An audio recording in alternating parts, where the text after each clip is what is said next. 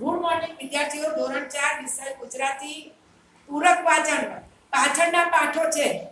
એમાં પાઠ ત્રીજો છે સોનેરી પરી. તો હવે પાઠ વાંચું છું, બરાબર સાંભળજો. પછી એના વિકલ્પો, શબ્દાર્થ ને બધું લખવાનું છે. નંદનના મામા શહેરમાં રહેતા હતા. એકવાર નંદનના મામા નંદનના ઘેર આવ્યા. સવારના 10 વાગ્યા હતા, પણ નંદન ઉઠતો હતો. 11 વાગ્યાની તો નિશા હતી. મામાને ખૂબ નવાઈ લાગી. તેમણે નંદનને જગાડ્યો.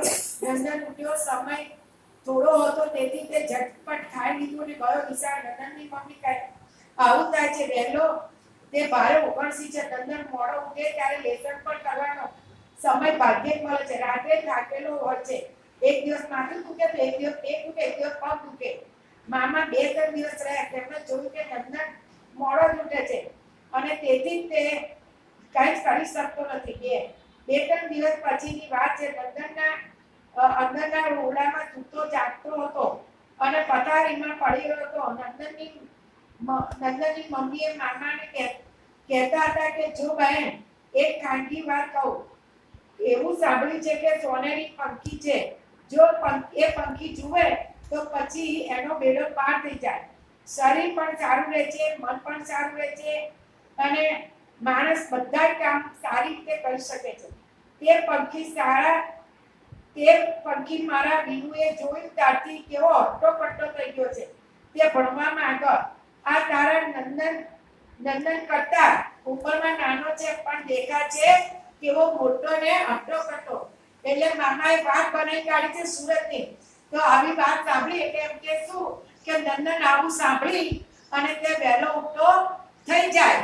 હકીકતમાં સોના જેવું કોઈ પક્ષી કે પંખી નતું, હતો સૂરજ, પણ એની વાત એને ખબર હતી નહીં નંદનને. એટલે મામાએ વાત ઉચ્ચાઈ કાઢી અને નંદનને વહેલો ઉઠતો કરી કાઢ્યો. પરીક્ષામાં પાસ થયો 3જા નંબરે. તો ચલો હવે આપણે એના સમાનાર્થી પહેલા શબ્દોના અર્થ જોઈએ છે. ઉઘણસી એટલે ઉજાગર કરવાની ટેવ. ખાનગી, અંગત, પોતીકું. હટ્ટો-કટ્ટો, ઉત્કુટ શરીરે તંદુરસ્ત. સોનેરી એટલે સોના જેવું પીળા રંગનું. સીમ એટલે ખેતર કે ગામની હદ. હવે વિકલ્પો. મેં જે વિકલ્પની નીચે ખરું કહ્યું છે જવાબ છે. નંદન કે કંઈ કરી શકતો નથી. તે આળસુ છે, તે મોડો ઉઠે છે, તે થાકી જાય છે. તે મોડો ઉઠે છે. 2. નંદન વહેલો ઉઠવા લાગ્યો કારણ કે તેને સોનેરી પંખી જોવું હતું. તેની ઊંઘ ઓછી થઈ ગઈ. તેને શિક્ષક સજા કરે છે. જવાબ શું આવે છે? તેને સોનેરી પંખી જોવું હતું. 3. નંદન વહેલો ઉઠી ફરવા જવા લાગ્યો, તેથી શું થયું? તેના મામા ખુશ થઈ ગયા. તે 3જા નંબરે પાસ થયો. તેને શરદી થવા લાગી. પણ જવાબમાં શું આવે છે? તે 3જા નંબરે પાસ થયો.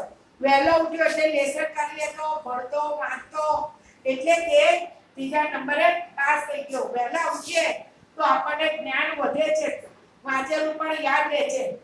હવે છે પ્રશ્નના જવાબ. કોનો બેડો પાર થઈ ગયો?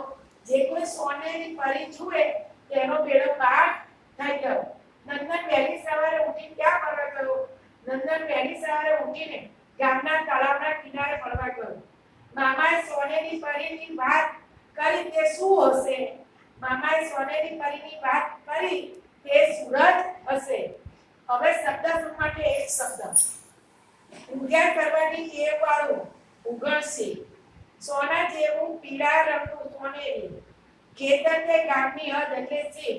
અને આ જોડણી સુધારો એ તમારે જાતે જોઈ અને સુધારણ છે.